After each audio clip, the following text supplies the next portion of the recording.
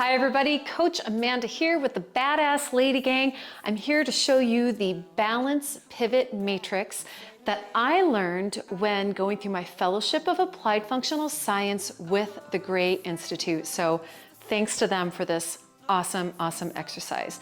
The balance pivot matrix will start by rooting down through both of the feet.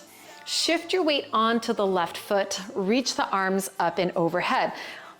You're just going to simply lean the body back and toe touch the right foot forward. And then you lean the body forward and toe touch the right foot back. And you just move forward and back. So you can see I'm doing this right now with my arms up and overhead. It's not weighted. And there's so many things I can do. I can work on my alignment, where my hips are in space, and I can tune into what's going on in my body at the foot and the ankle, at the knee, at the hip, all different things I can tune into. So that's one plane of motion. All right, now we do the side to side motion. They call it frontal plane. So we'll start by toe touching the right foot out to the right, and we reach the arms opposite. And then we simply touch the foot and cross it over the body, and the arms reach in the opposite direction. So right foot toe touches out to the right foot crosses the body over to the left, arms go to the opposite direction. And I can already feel when my legs are crossed, I'm moving to the outer edge of my foot, and when my right foot is toe touching to the right, I can feel my left big toe is pressing down into the ground. So I just move from side to side. Next plane of motion is the frontal plane, and this is just moving from side to side. Arms come up and over the head. We'll toe touch the right foot out to the right, and the arms will reach over to the left. And then we cross the right foot over to the left side of the body, and the arms will reach up and over to the right. And so you just move from side to side. So I can already feel how my foot and ankle have to compensate for this differently. When my leg is reaching out to the side, I can feel my left big toe rooting down, and when I cross my right foot over, I'm feeling the pinky edge of my foot, the weight shifting into the pinky edge of my foot. Okay, final plane of motion, transverse plane or a rotational plane. The arms come straight forward in front of you.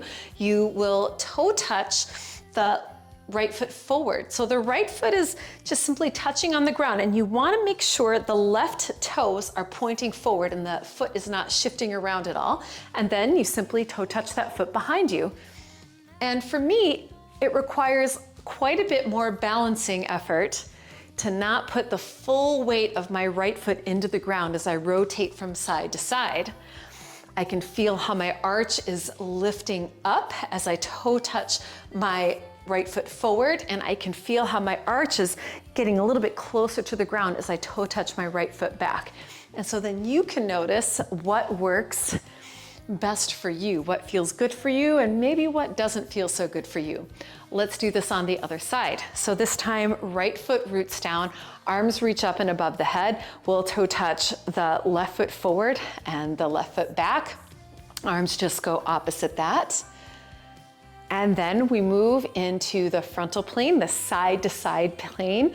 We'll toe touch the left foot to the left and then cross that left foot over to the right side of the body, arms going opposite, and just feel what's going on in the foot and the ankle and the knee and the hip.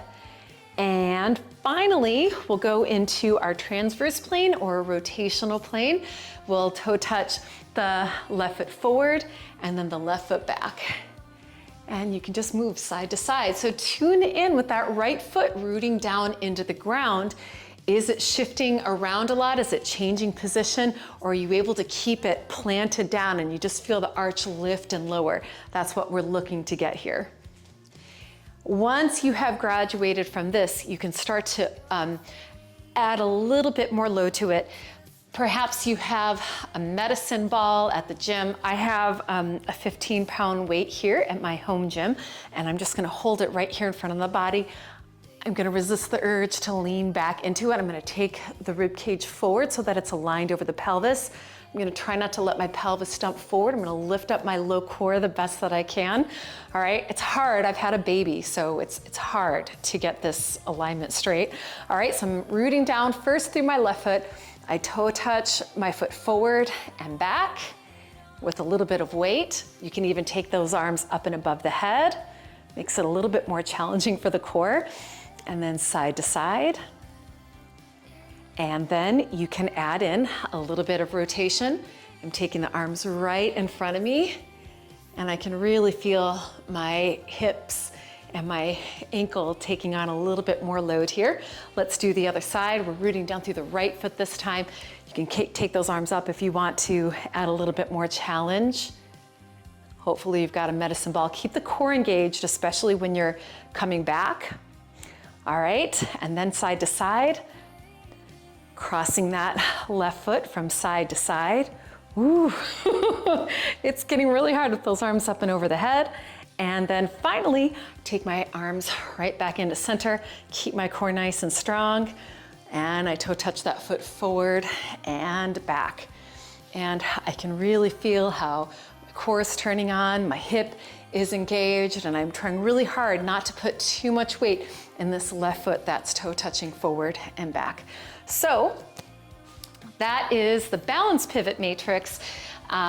It's one way that you can warm the body up before you go out for a run, or before you go out for a ride or a swim, or just simply a walk.